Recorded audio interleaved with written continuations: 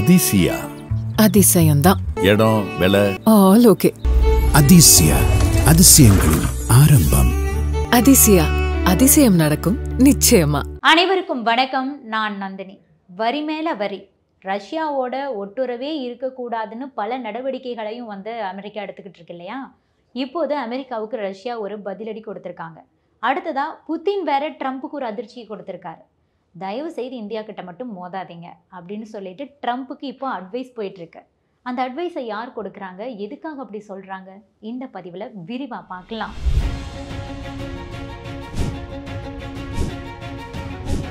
முதலில் ரஷ்யா அமெரிக்காவுக்கு கொடுத்திருக்கக்கூடிய பதிலடி. ரஷ்யாவோடு வணிகம் செய்யக்கூடிய நாடுகளுக்கு தொடர்ந்து அபராதம் விதிச்சுக்கிட்டு இருக்காரு ட்ரம்ப். அப்படிதான் நம்ம இந்தியாவுக்கு அமெரிக்கா விதித்திருக்கக்கூடிய வரிகள். ட்ரம்போட இந்த அதிரடி நடவடிக்கை பற்றி ரஷ்யா தற்போது கருத்து தெரிவிச்சிருக்காங்க. ரஷ்யாவோட செய்தி தொடர்பாளர் மரியா ஜகரோவா அவங்க என்ன சொல்லியிருக்காங்க அப்படின்னா, தடைகளும் கட்டுப்பாடுகளும் தற்போதைய உலக அரசியலோட மிக முக்கியமான ஒரு அம்சமாகவே மாறி போயிடுச்சு. இது பல நாடுகளையும் பாதிக்குது. இந்த உலகம் பன்முகத்தன்மையை நோக்கி நகர்ந்துகிட்டு இருக்கும்போது அமெரிக்காவால் அதனுடைய ஆதிக்கம் அழிஞ்சு போகிறத தாங்கிக்கவே முடியல. இதனால் அந்த புதிய காலனித்துவம், நியோ கலோனியல் மூலமாக பொருளாதார அழுத்தங்களை அவங்க கொடுக்குறாங்க. அது எல்லாமே அரசியல் நோக்கத்துக்காக கொண்டு வரப்பட்டவை தான். இது எல்லாமே மற்ற நாடுகளோட அந்த சுதந்திரமான வெளியுறவு கொள்கையை முற்றிலுமாகவே பாதிக்குது. ரஷ்யாவோடு வணிகம் செய்யக்கூடிய அந்த உலகளாவிய தெற்கு நாடுகள், அதாவது குளோபல் சவுத் மீது வரி விதிக்கிறது மூலமாக அமெரிக்கா அந்தந்த நாடுகளோட இறையாண்மையை நேரடியாகவே ஆக்கிரமிக்குது. அதுபோக அவங்களுடைய உள்நாட்டு விவகாரங்களில் தலையிடுற மாதிரி தான் இது. நீங்கள் போடுற வரிகளோ செய்யக்கூடிய போர்களோ தடைகள் எதுவுமே வரலாற்றை மாற்ற முடியாது அப்படிங்கிறத நாங்கள் வலுவாக நம்புகிறோம். ஒரே மாதிரியான வேவ்லென்த் கொண்ட நாடுகள், கூட்டாளிகள், தெற்கில் இருக்கக்கூடிய நாடுகள், அதாவது அந்த குளோபல் சவுத்துங்கிறது எங்களுக்காக இப்போ இருக்குது. அனைத்திற்கும் மேலாக பிரிக்ஸ் அப்படிங்கிறது எங்களுக்கு பலமாக இருக்குது. அவங்க எங்களை ஆதரிச்சுக்கிட்டு இருக்காங்க அப்படிங்கிற அந்த ஒரு விஷயத்தை தான் தற்போது அமெரிக்கா கிட்ட ரஷ்யா பதிலடியாக கொடுத்துருக்காங்க. இந்தியா மீது அமெரிக்கா விதித்து வரும் வரிகளுக்கு எதிராகவும் ரஷ்யா பேசியிருக்கிறது. இந்தியாவுக்கு ஆதரவாக கருத்து சொல்லியிருக்கிறது ரஷ்யா. இறையாண்மை கொண்ட நாடுகள் அனைத்தும் தங்களுக்கு விரும்பிய நாடுகளுடன் வர்த்தகம் செய்யலாம் என்றும், ரஷ்யாவுடனான வர்த்தக உறவுகளை துண்டிக்க நாடுகளை கட்டாயப்படுத்தும் முயற்சிகள் சட்டவிரோதமானது என்றும் ரஷ்ய அதிபர் மாளிகை செய்தி தொடர்பாளர் டிமிட்ரி பெஸ்கோவ் சாடியிருக்கிறார். ரஷ்யாவுடனான வர்த்தக உறவுகளை துண்டிக்க நாடுகளை கட்டாயப்படுத்தும் முயற்சிகள் நடந்து கொண்டிருப்பது எங்களுக்கு நன்றாக தெரியும். இவற்றை சட்டப்பூர்வமானதாக ரஷ்யா கருதவில்லை.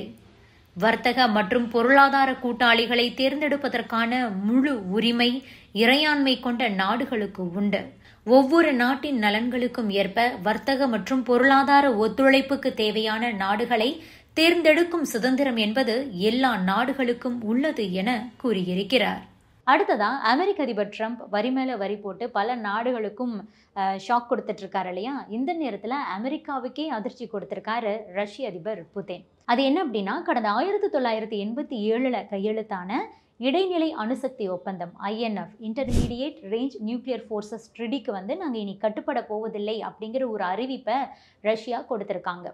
ட்ரம்ப் அதிபராகி கிட்டத்தட்ட 8 மாதத்துக்கு மேலே ஆகிடுச்சு. உக்ரைன் ரஷ்யா போரை ட்ரம்ப்பால் இது வரைக்குமே நிறுத்த முடியல. ட்ரம்ப் அவ்வப்போது ரஷ்யாவை எச்சரிக்கக்கூடிய விதமாக பேசினாலும் கூட நாங்கள் ஒன்றும் ஈராக் மாதிரிலாம் கிடையாதுன்னு ரஷ்யா அதற்கும் பதில் கொடுத்துருக்காங்க. சிறப்பு தூதர்களையெல்லாம் போட்டு பேச்சுவார்த்தைகளை நடத்தியும் கூட புதின் இதுக்கு இறங்கி வர்ற மாதிரி தெரியல. இதனால் கடும் கோபம் அடைஞ்சிருக்கிற ட்ரம்ப் ரஷ்யாவை எப்படியாவது பொருளாதார ரீதியாக முடக்கணும் அப்படிங்கிற நடவடிக்கையில் ஈடுபட்டிருக்காரு. அந்த வகையில் தான் ரஷ்யா கிட்டேருந்து கச்சா எண்ணெயை கொள்முதல் பண்ணுறதை இந்தியா, சீனா உள்ளிட்ட நாடுகள் உடனடியாக நிறுத்த வேண்டும் அப்படின்னுட்டு ட்ரம்ப் இப்போது பேசிக்கிட்டு இருக்காரு. ரஷ்யா கிட்டேருந்து எண்ணெயை வாங்குறதுனால இந்தியா மீதான வரியை நாங்கள் இன்னுமே உயர்த்த போகிறோம் அப்படின்னு மிரட்டலையும் கொடுத்துட்ருக்காரு. இதற்கு மத்தியில் தான் ரஷ்யாவோட முன்னாள் அதிபர் டிமிட்ரி மெத்வதேவ் என்ன சொல்லியிருந்தார் அப்படின்னா, உக்ரைனுக்கு எதிரான ரஷ்யாவோட இராணுவ நடவடிக்கை அணு ஆயுதங்களை கொண்டு இருக்கக்கூடிய நாடுகளுக்கு இடையேயான ஒரு போராக மாறக்கூட வாய்ப்பு இருக்குது. அப்படிங்கிற ஒரு விஷயத்த சொன்னார். இதனால் டென்ஷன் ஆன ட்ரம்ப்பை 2 அணு ஆயுத நீர்மூழ்கி கப்பல்களை ரஷ்யாவை நோக்கி நகர்த்துறதுக்கு உத்தரவு விட்டார். இது எப்போ நடந்ததுன்னா வெள்ளிக்கிழமை நடந்தது இது.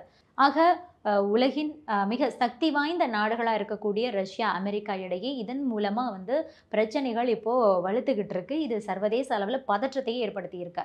இந்த நிலையில தான் அமெரிக்காவுடனான அணு ஒப்பந்தத்திலிருந்து நாங்கள் வெளியேற போகிறோம் அப்படிங்கிற அறிவிப்பை ரஷ்யா கொடுத்துருக்காங்க. இதை பற்றி ரஷ்யா என்ன சொல்கிறாங்க அப்படின்னா, மேற்கு நாடுகளுடைய செயல்பாடுகள் எங்களோட நாட்டுக்கு நேரடி அச்சுறுத்தலை ஏற்படுத்தக்கூடிய வகையில் இப்போது அமைஞ்சுக்கிட்டு இருக்கு. எனவே அணு ஒப்பந்தத்தை பராமரிக்கிறதுக்கான ஒரு சூழல் அப்படிங்கிறது மறைஞ்சு போயிடுச்சு. ரஷ்யா இனியும் அந்த சுய கட்டுப்பாடுகளை பின்பற்றாது அப்படிங்கிற விஷயத்தை ரஷ்யா இப்போ சொல்லியிருக்காங்க. ரஷ்யாவுக்கும் அமெரிக்காவுக்கும் இடையே கடந்த 1987ஆம் ஆண்டு தான் இந்த இன்டர்மீடியேட் ரேஞ்ச் நியூக்ளியர் ஃபோர்ஸஸ் ட்ரீடிங்கிறதே மேற்கொள்ளப்பட்டிருந்தது. அப்போது அமெரிக்க அதிபராக இருந்த ரொனால்ட் ரீகன் மற்றும் சோவியத் யூனியனோட பொதுச் செயலாளர் மிக்கைல் கோர்பாச்சேவ் இவங்க 2 பேர்னால வாஷிங்டனில் இந்த ஒப்பந்தம் கையெழுத்தாச்சு. இந்த ஒப்பந்தத்தால் 500லேருந்து 5500 கிலோமீட்டர் ரேஞ்ச் கொண்ட அந்த தரைவழி மிசைல்ஸை நிலைநிறுத்துறத தடை செய்கிற மாதிரி தான் அந்த ஒப்பந்தம் அமைஞ்சது. அந்த ஒப்பந்தத்தில் இருக்கக்கூடிய நாடுகள் அவங்கக்கிட்ட இருக்கக்கூடிய அந்த 500லேருந்து 5500 கிலோமீட்டர் ரேஞ்ச் கொண்ட ஏவுகணைகளை அவங்க அழிச்சிடணும். அதுபோக அந்த நாடுகள் அந்த மாதிரியான ஏவுகணைகளை டெஸ்ட் பண்ணக்கூடாது, தயாரிக்கவும் கூடாது, அவங்க அதை சேமிச்சும் வைக்கக்கூடாது.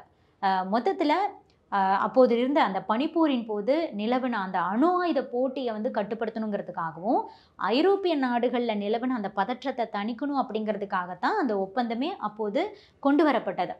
இருப்பினும் கூட ரஷ்யா விதிமீறலில் ஈடுபடுறாங்க அப்படிங்கிற ஒரு குற்றச்சாட்டை அமெரிக்கா வச்சாங்க. இதனால் அந்த ஒப்பந்தத்திலிருந்து கடந்த 2019ஆம் ஆண்டு ஆகஸ்ட் 2ஆம் தேதியே அமெரிக்கா விலகிட்டாங்க.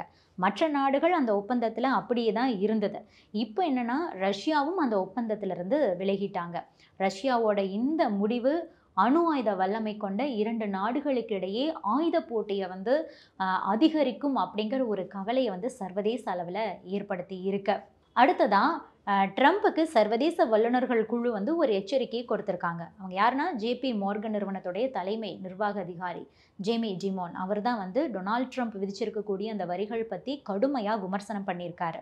ட்ரம்ப் தொடங்கி வச்சிருக்கிற வர்த்தக போர் பணவீக்கத்தை தூண்டி உலகில் இருக்கக்கூடிய மிகப்பெரிய பொருளாதார நாடான அமெரிக்காவை மந்த நிலைக்கு எடுத்துக்கிட்டு போக போகுது அப்படிங்கிற ஒரு வார்னிங்கை கொடுத்துருக்காரு. முக்கியமாக இந்தியா மாதிரியான நாடுகளை அமெரிக்கா எப்போவுமே பகைச்சிக்க கூடாது, தங்களுக்கு நீங்கள் இணங்கி தான் போகணும் அப்படின்னு கேட்காம இந்தியா மாதிரியான நாடுகளோடு அமெரிக்கா எப்போவுமே இணங்கி போகணும். அவங்களோட நெருக்கமான வர்த்தக உறவை எப்போதுமே அமெரிக்கா வளர்த்து கொள்ளணும்.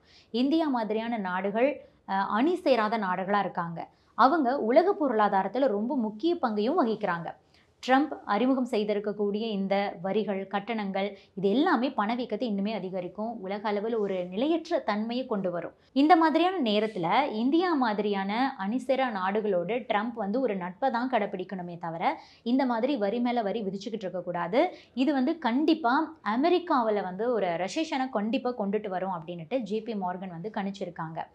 ஜேபி மார்கன் 2025ஆம் ஆண்டில் அமெரிக்காவில் கண்டிப்பாக மந்தநிலை உருவாகும் அப்படிங்கிற ஒரு அறிவிப்பை அதிகாரப்பூர்வமாகவே கொடுத்திருந்தாங்க.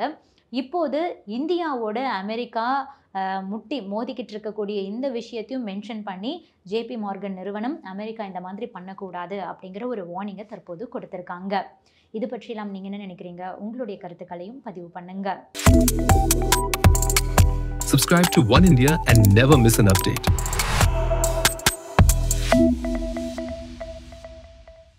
அதிசயா அதிசயம்தான்.